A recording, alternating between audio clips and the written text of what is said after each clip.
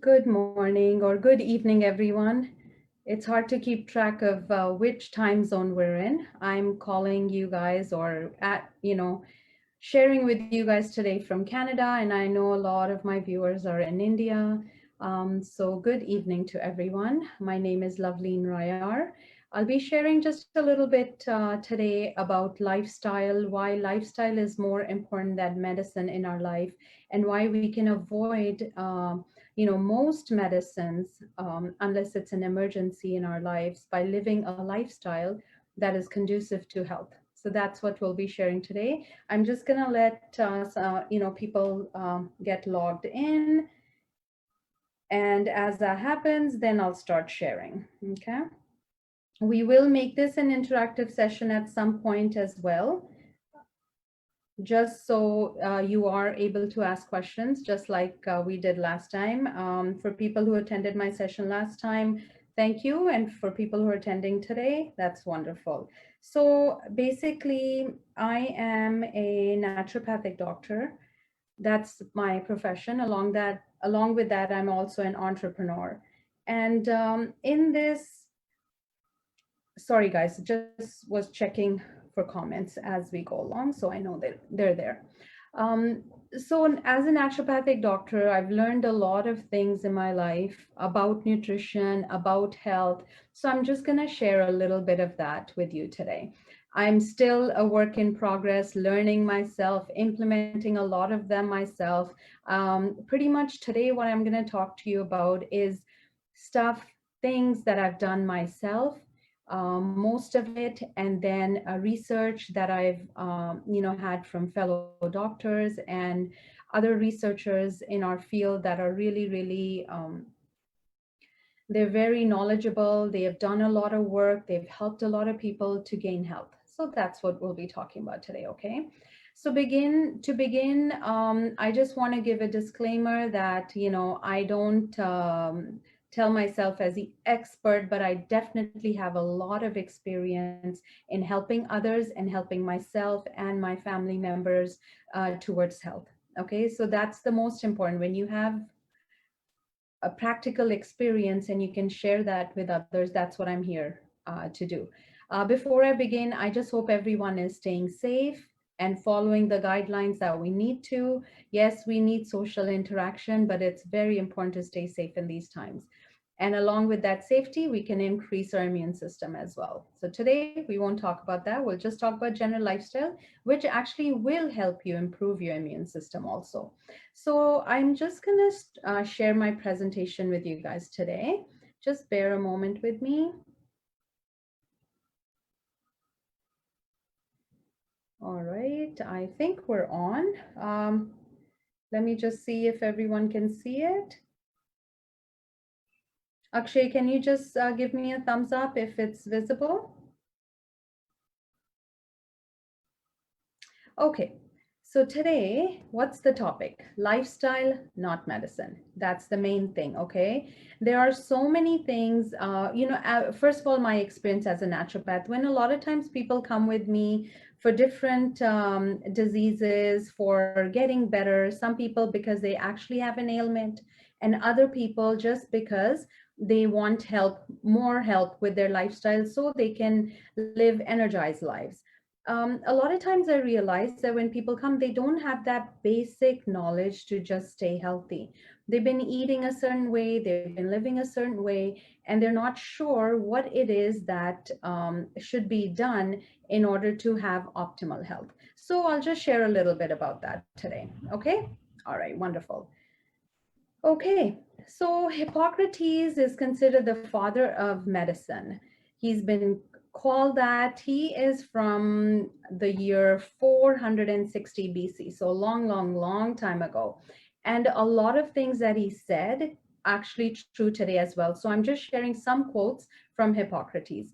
Let food be thy medicine and medicine be thy food. That's one of the things. So, and then natural forces within us are the true healers of disease. Everything in excess is opposed to nature. Walking is man's best medicine. Who would have thought that in those times when people are mostly walking? But still, all disease begins in the gut. So we will talk a little bit about that as well, right? How your digestive system impacts a lot of your health. Wonderful. I do want to have this disclaimer out there for everyone. If you are currently on any medications, please do not discontinue or change without consulting with your healthcare provider. If you are one of those people who didn't know about healthy living, on how diet can change your medications, go research for yourself, find healthcare providers who do, and only then, and with the help of the person who's prescribed those medicines, only then change it. This is very, very important, because sometimes you could have been taking a medicine for such a long time, and then what happens is you can't just stop it all of a sudden. You have to consult your doctor for that. All right. Wonderful. Okay, so what are we talking about today? Health. Health. See, mind and body connection is very important. It's not just your body, it's not just your mind, it's everything.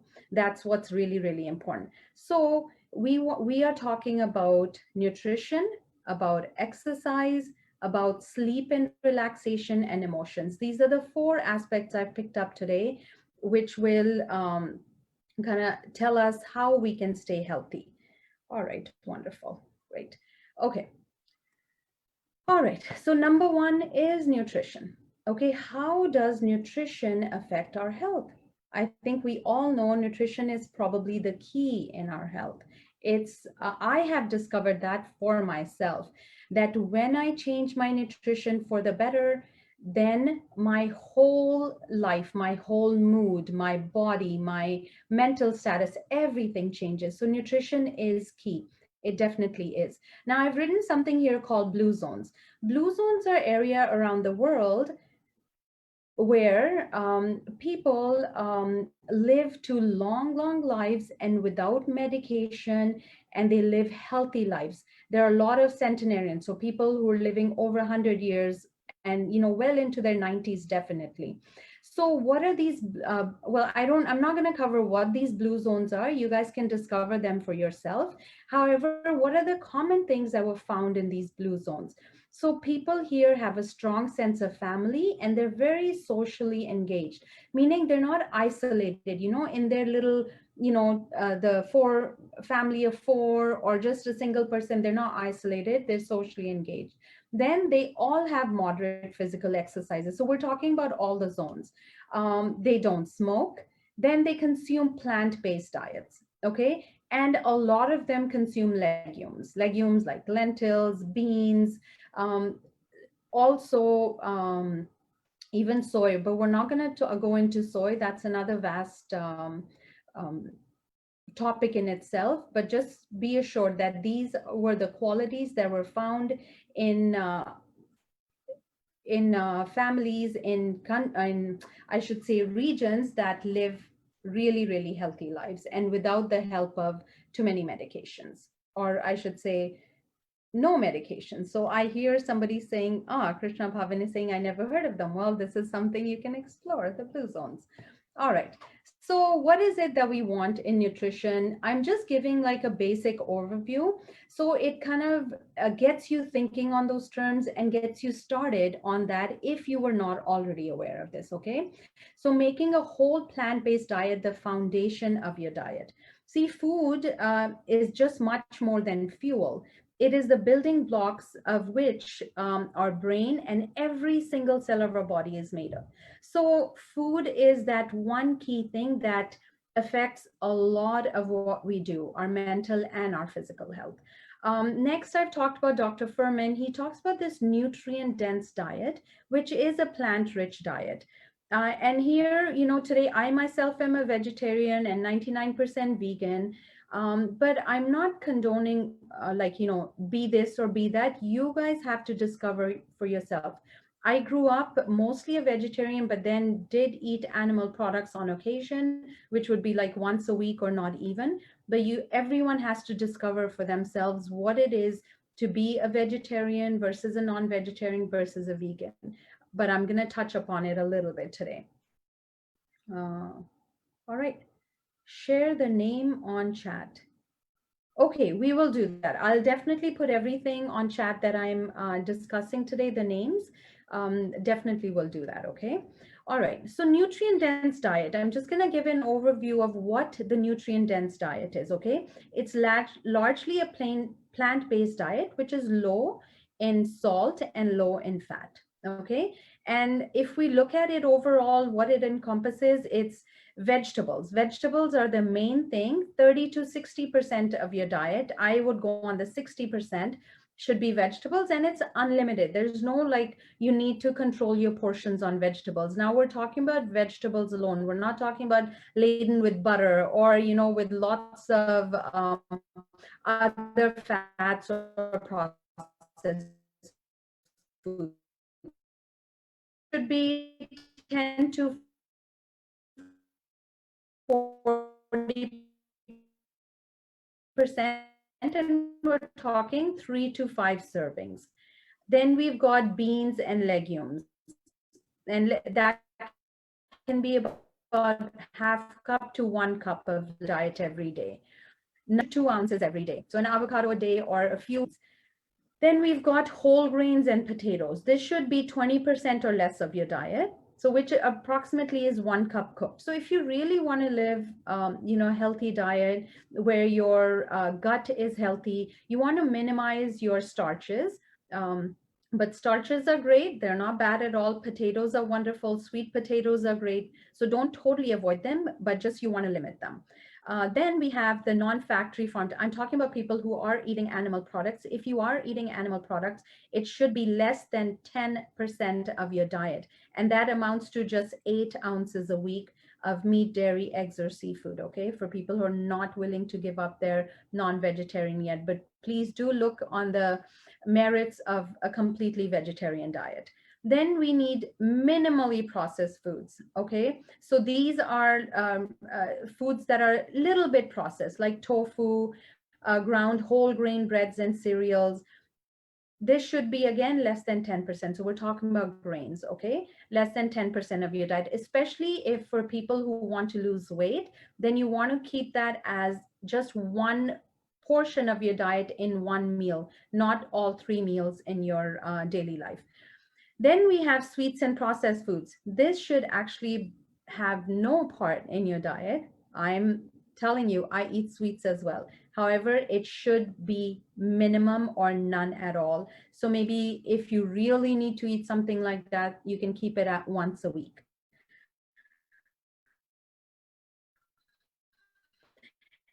Also, this diet discourages snacking. All right. Add flavor, but not salt. So less salt. So instead of flavoring our food with lots of salt, you can flavor herbs that have good quality. And they have really great health benefits. Okay, so this is just a nutrient dense diet. You guys can take a look at it. Now, fiber is a big part of this diet. And when you're eating lots of vegetables and lots of unprocessed foods, fiber is part of it. And just remember, for the people who are non-vegetarians, meat, animal products have no fiber in them. The fiber comes from the plants, and fiber is most important for our gut to have good bacteria that enhance our immune system. Now, the gut itself and the microbiome is another huge topic, which, one day I will discuss. So healthy fats we talked about. Apart from that, we have some micronutrients, B12, iron. So there's some minerals and vitamin D. These are some things sometimes we are not able to get from our diet, and then you can supplement them. For people who are vegan, there are a lot of vegan options as well. And all these things are enhancing our gut microflora. All right, let me just share the name on chat. Okay, wonderful. So nothing else. So nuts and seeds, I see Asha writing nuts and seeds. So nuts and seeds, the good seed, I would say seeds are the first option. Seeds like pumpkin seeds, sunflower seeds. Then we have in India, we have the muggas, the melon seeds. So seeds are more important first. We're talking about those kind of seeds, the ones that are edible, not like, fruit seeds.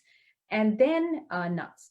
So seeds are first choice, and then nuts. And nuts like walnuts and pecans are probably the best choice. And then come the other nuts. Almonds are great. They're great for calcium.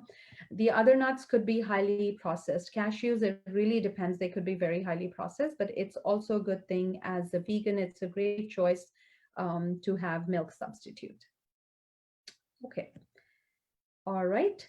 After nutrition, we come to exercise.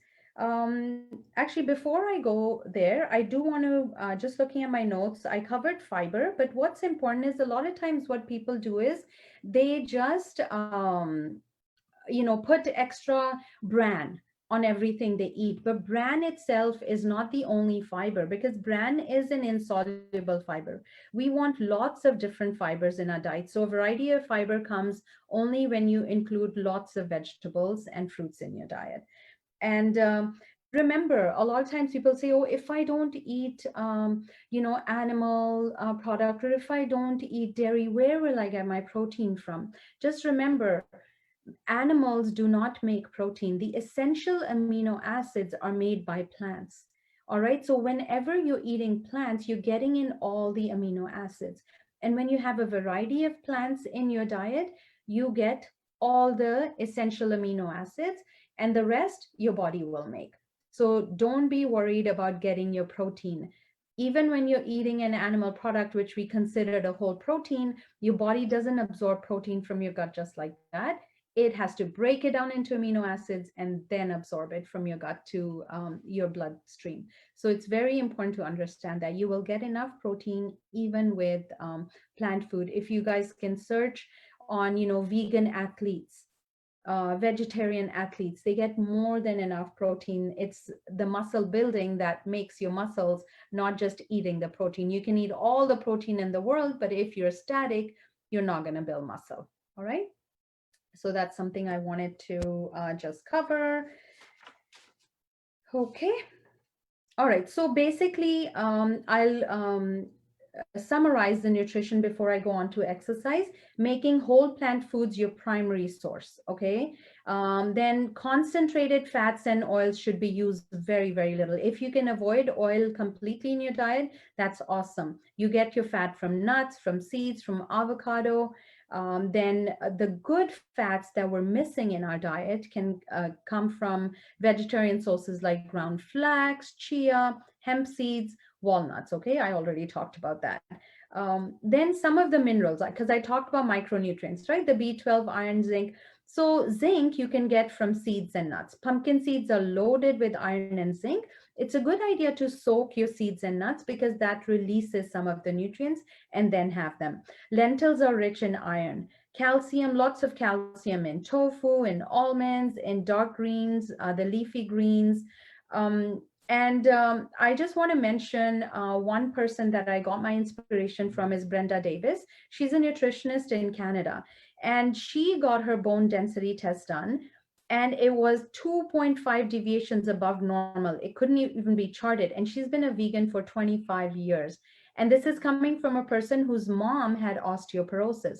So, a lot of people say, in my genetics, I have this, I have osteoporosis in my genes, my parents had it, so I'm going to get it. No, that's not true at all. Our nutrition can change everything. So this person who's been a vegan for 25 years is getting her calcium from her plants. And to have strong bones, it's not just what you're taking in, but it's your exercise. It's weight bearing exercises that help with that. Okay. Again, I talked about the gut flora, right? We talked about how, now I'm going to tell you how you can enhance gut flora. Everything I've talked about, the whole plant-based diet, nutrient dense diet, all of this increases your healthy gut bacteria. And what you want to do is you want to avoid alcohol and processed foods. And if you're eating this way, you will get enough plant-based fiber. Also, you can include some fermented vegetables. Here we have in Canada, there's sauerkraut, there's what else is there? There's kombucha, which we have in India too. But in India, if you go back to your roots, we make things like kanji. That's like a probiotic drink. So there's so many things that are available in our own culture that we can implement, okay, in our diet and include in our diet. Okay. So next we will talk about, I'm just going to look at introduce microgreens. Yeah, yes, microgreens are really, really good. So for example, thank you, Asha. That's a really good one.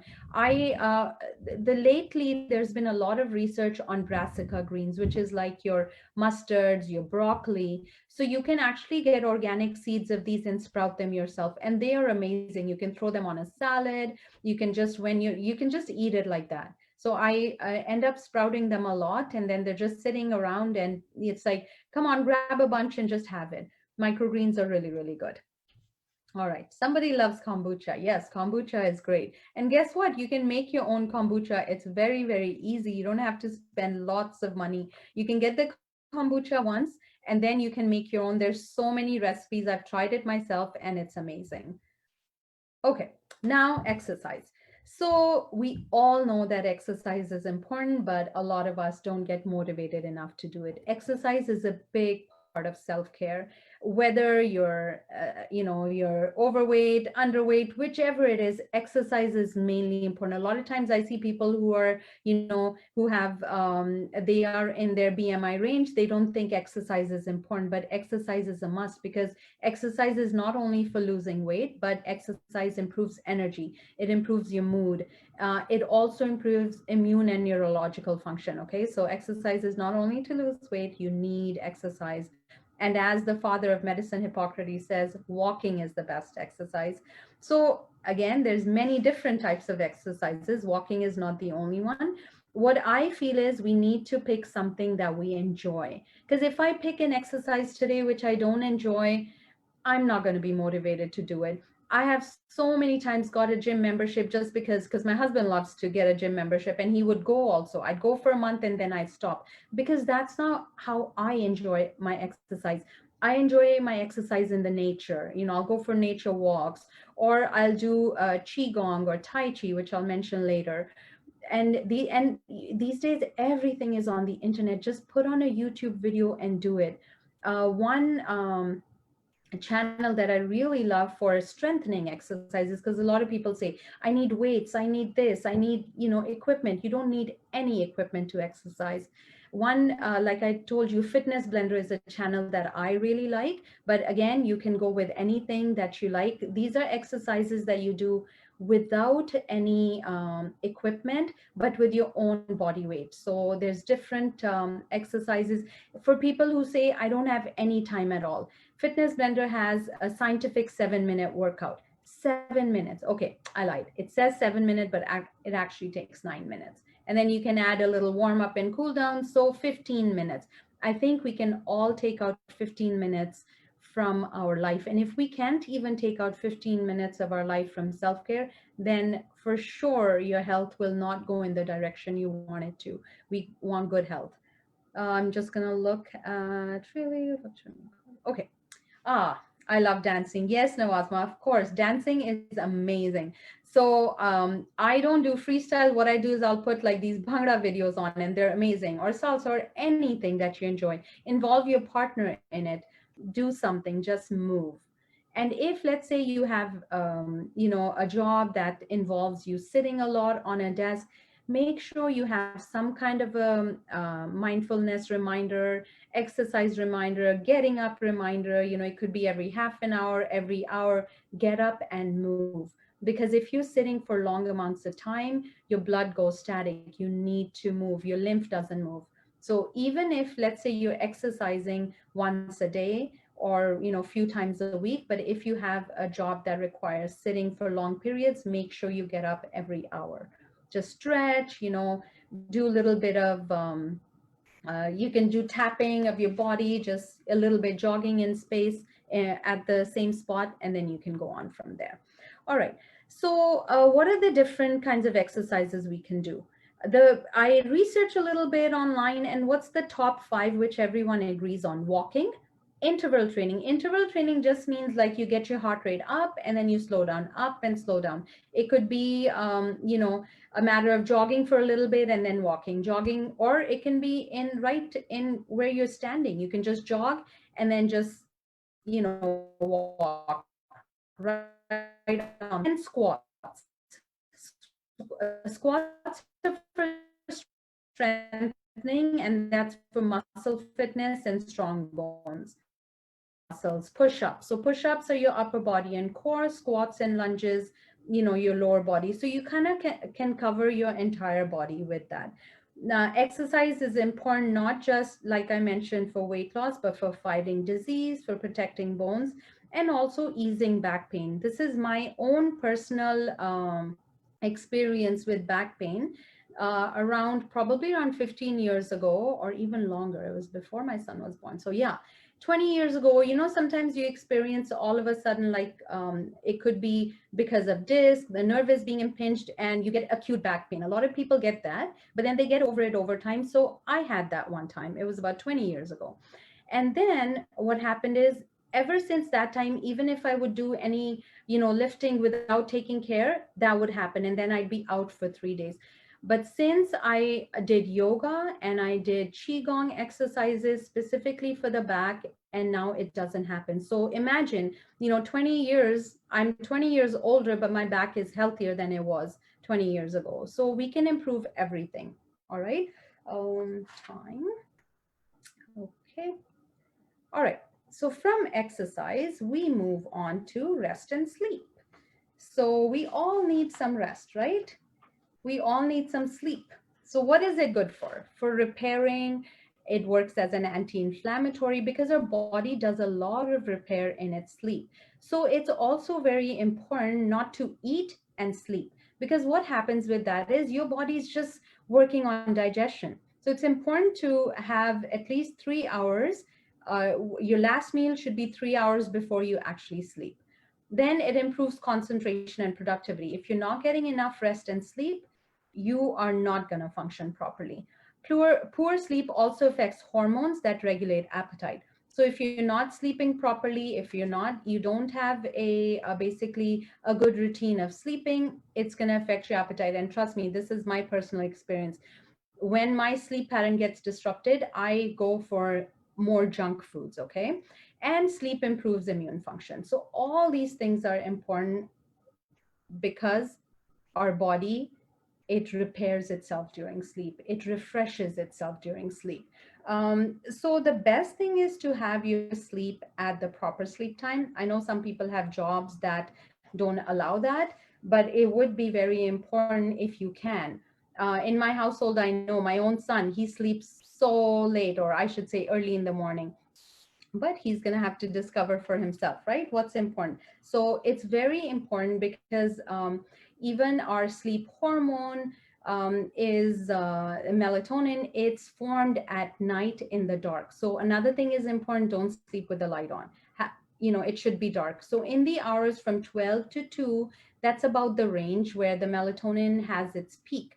So even some people take the melatonin supplement, but that isn't gonna have that good an effect which your regular sleep pattern will. Why? Because our normal hormone pattern has peaks and low times and then peaks, and that's very important.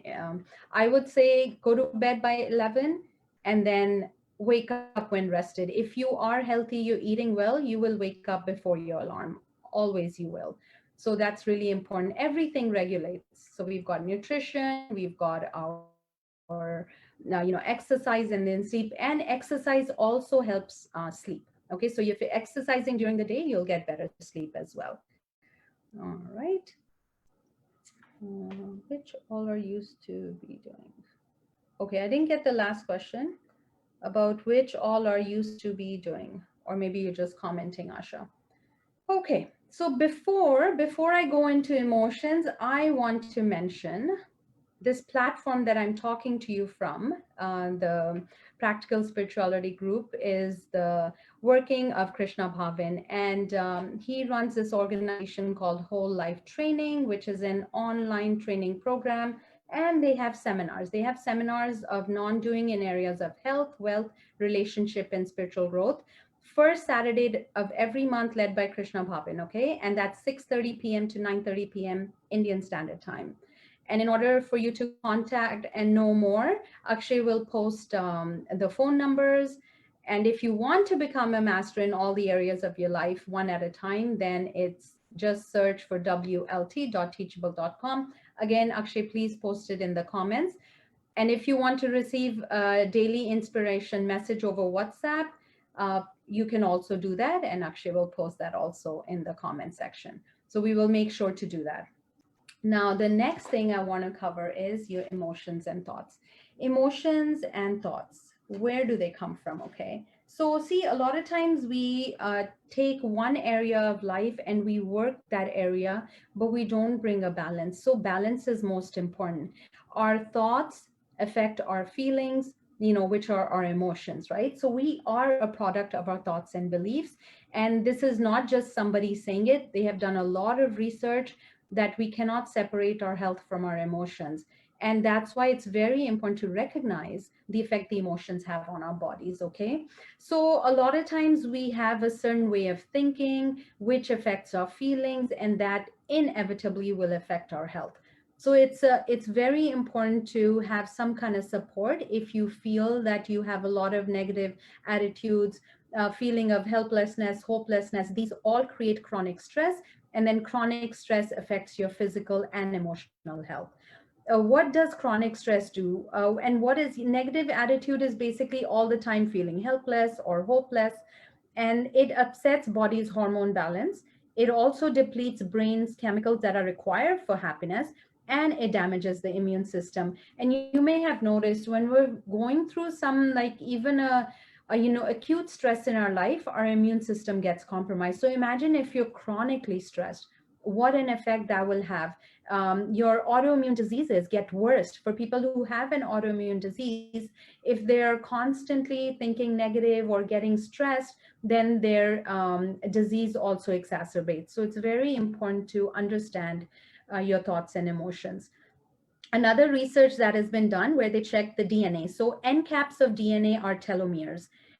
Stress shortens telomeres. Okay, so important. And what that does is it causes us to age quickly. So very important. If you don't want to age quickly, please take care of your stress. Okay. And the WLT program that I told you about will definitely help with that. Okay. All right. So I want to talk a little bit about negativity bias. Somehow, some way, it's also in actually, I guess, our evolution, because survival mechanism depends on having a negativity bias, meaning where you're aware of danger.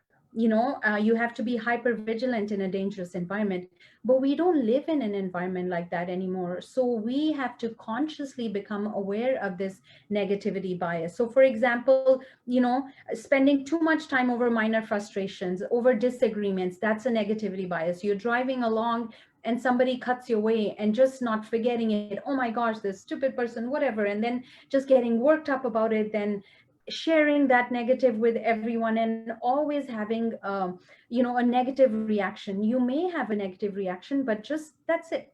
Have a negative reaction, get it over with. Don't keep playing it in your head, this person did this to me or did that to me. So, and ignore many chances.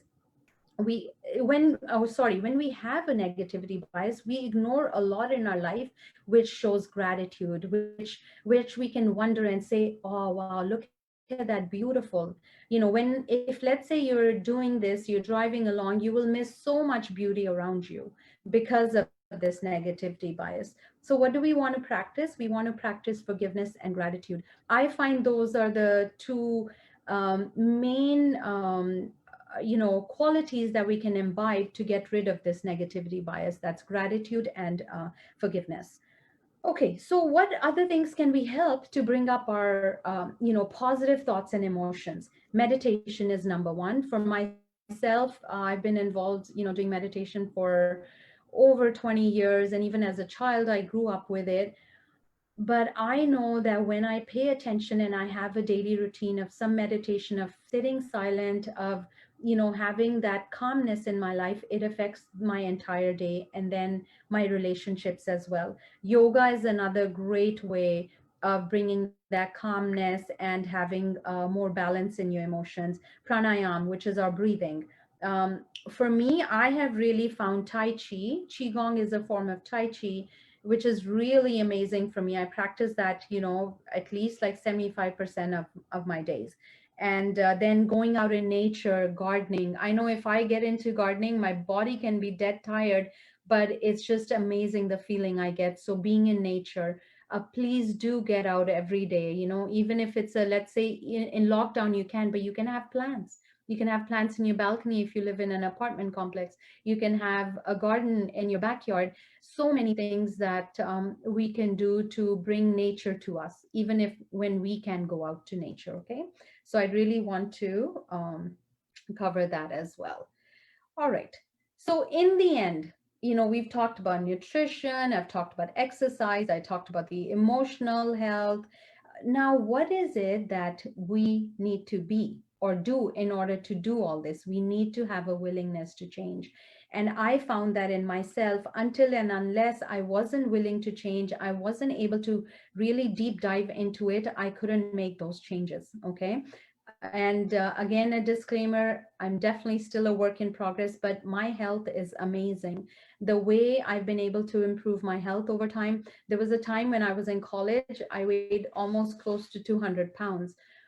And I don't know how that happened. I lived alone as a student. My parents were away in another country. I came to Canada. Nobody to guide me. I got to eating lots of junk food, McDonald's and burgers, and whether vegetarian or non-vegetarian. And slowly I gained weight. Yes, it could have been in my genetics. We end up blaming genetics a lot, but I have to be willing to change it. I had to be willing to first be aware of my habits that are not conducive to my health. Then I have to take responsibility. The doctors are not going to take responsibility for your health. They're not meant to take responsibility for your health. You yourself have to take that responsibility. Then I had to be self motivated to make those changes. And not just self motivation, because self motivation can die easily. And that's when you need a support system. So everyone should have a support system that they can count on. There are going to be times where you're going to fall. Let's say you don't have good, healthy habits right now. It takes time to change, to develop those habits. But if you continuously do something, it will eventually change and you will live a better and more fulfilled life. I'm an example right here in front of you. So you can do that. All right, let me make sure I've covered everything. Okay, so before I end, I want to give some, where I've got my inspiration from. Okay, my father and my mom as well. The reason I mention my father is because I learned from my dad early on. Both my parents are doctors and they practiced, they had a hospital, but you know what? They didn't quickly go towards medication ever. I have not seen my dad take allopathic medicine unless and until he absolutely had to, or he couldn't get better, without natural means. He could have a fever of 103, 104. What does he do? He rests, takes lots of fluids, and maybe certain types of teas and stuff to help him. And that's somehow, I think that's where I picked up this thing about not taking any medication. So I want to just point out my own personal experience with healing myself from different things, without medication. So a couple of years ago, more than a couple of years ago, I developed some fibroids. I'm at that perimenopausal age, which is very common in women to develop fibroids. So I was in pain. Before that, I knew I may have had a fibroid, but when I was in pain, then I got it checked again, and this fibroid was 6 centimeters. I could have easily gone and tried, hormone stuff, this thing, that thing, or surgery, but no, I know that my body has its healing capacity. So everything that I told you about diet and nutrition today, I completely did that. I totally stopped not even a grain of sugar in my diet, complete only whole plant foods, and that's it. Within like 6 months, by the way, the pain was gone in a couple of days. After that, then I got myself tested again, the ultrasound done in 6 months to a year. And then it had come in less than a year, it had come from 6 centimeters to about 4 centimeters. And that's big. Then the year later, they were just small fragments left. And guess what? Nothing since then. Everything is fine. So these are little things. If I have a headache, I'm not going to go towards medication because my body is telling me that, hey, there's a headache. Pay attention to what's happening. So when you pay attention, maybe it's something I ate. Maybe I had coffee for 2, 3 days and now I didn't, and that caused a headache. So, giving myself a Tylenol or a paracetamol on top of that is not going to help. I'm adding more chemicals in my body. And then there's some, I can put these names also in the chat afterwards, so you guys can check the comments afterwards. Dr. Hans Deal. He is known for his CHIP program. Again, these are all people who've inspired me. I have researched their information to help me and help my patients to better health. Dr. Esselstyn, Prevent and Reverse Heart Disease. Dr. Nandita Shah, she has the Sharon India organization. Brenda Davis, I already mentioned. Nandini Gulati, my really dear friend, her and I got on a health journey together. And she just look up healthy habits now in Nandini Gulati. Dr. Neil Barnard, they are an organization in US, which is Physicians Committee for Responsible Medicine. Dr. McDougall, again, all these people who have inspired me, for health. So I'm just going to stop sharing now. That was my slideshow. I do have 5 minutes left. Let me just look at, oh, Nandini's watching. Wonderful. Thank you. Yes.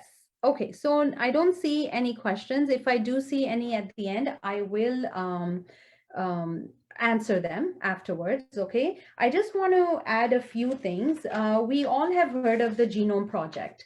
Genome Project is the project that was undertaken in the early 2000s to accurately sequence the 3 billion DNA bases that we have in human body. Now, it was a great success in the sense that, they could sequence them. However, what also came about it is that we have this human microbiome. It's the ecological community, okay? That's the bacteria, the symbiotic, commensal, and pathogenic microorganisms that live in us. And they share our body space. 90% of our cells associated, they constituted 90% of our cells, okay? So only 10% is actually our human DNA. So it's very, very important to take care of that.